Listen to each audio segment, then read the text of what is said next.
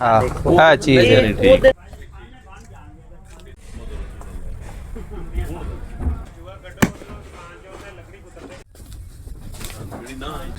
perfect है ये सही मशवरा पांच सही मशवरा एक और चीज मुड़का तो ਜਿਹੜਾ ਲਾਕ ਲਿਆ ਦੇਵਾਂਗੇ ਅਸੀਂ ਤੇ ਗਲਾ ਬਣਾ ਕੇ ਦੇਣਾ ਦਰਾਜ਼ 30,000 रुपये नहीं मोल अस्सलामु अलैकुम क्या हाल है खैर खैरियत हल्लेदार ने 6 बोर्स हो गया जी 6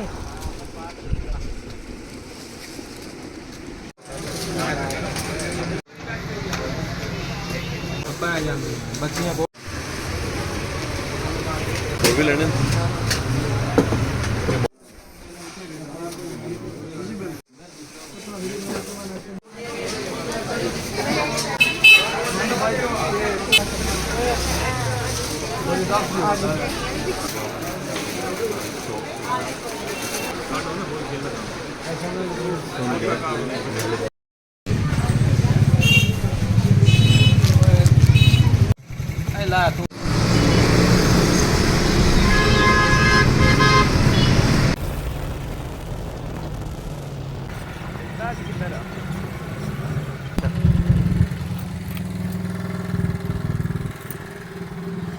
ये जी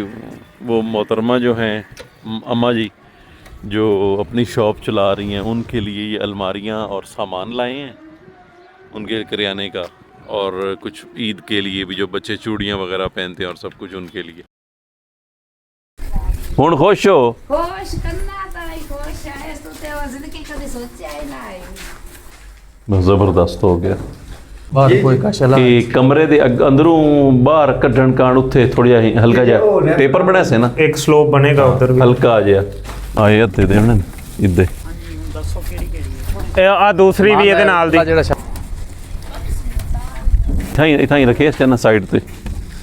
एक पानी ना लगे ना मैं तो इतना सोचा ही मैं सोच गल बाहर अल्लाह खैर करे सी अल्लाह हर परेशानी दूर करे थोड़ी ये लैन डब्बे दालां शालां ते चीज़ां ले तुहानूं पता चीज़ां भी जेह्ड़ियां ना सारियां ओही मैं पूरियां कर देना ठीक है ना नाल मेरे एमसी ना ते हर शे तुहानूं अपड़ा के दे वैने आए है ना वो तुहानूं अल्लाह खैर करे लै देने आए सारा अंदर सफाई हो बंजे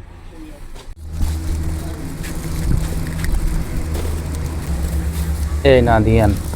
ਬੈਕ ਸਾਈਡ ਤੇ ਰੇਟ ਸੀਗੇ ਉਹ ਵੀ ਉਹਨਾਂ ਨੂੰ ਦੱਸ ਦੇ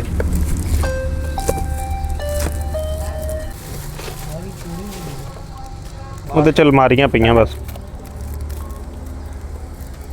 324 ਉਹ ਇਹਨਾਂ ਕੋਲ ਮਾਰ ਕਰ ਲਵੀਂ ਇਨਸਾਈਡ ਤੇ ਕਰਕੇ ਲਾਣਾ ਦੂਜੀ ਨਾਲ ਲਾਵਣੀ ਦੂਜੀ ਨਾਲ ਨਹੀਂ ਲਾਵਣੀ ਇੱਥੇ ਜ਼ਿਆਦਾ ना फट्टी ठोक लेने कुछ बारी ला लेने इंजे कार लव्या है चलो ठीक ਤਿੰਨ ਇਹਨਾਂ ਦੀਆਂ ਤਿੰਨ ਆ ਤਿੰਨ ਹੋ ਗਈਆਂ ਤੇ ਤਿੰਨ ਹੀ ਮੁੰਡੇ ਦੀਆਂ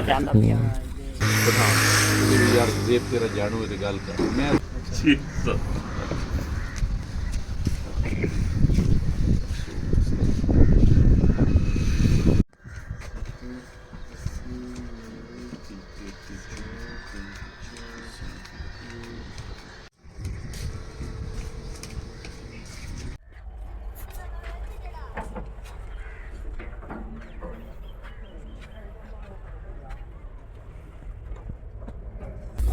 वालेकुम अस्सलाम के हाल है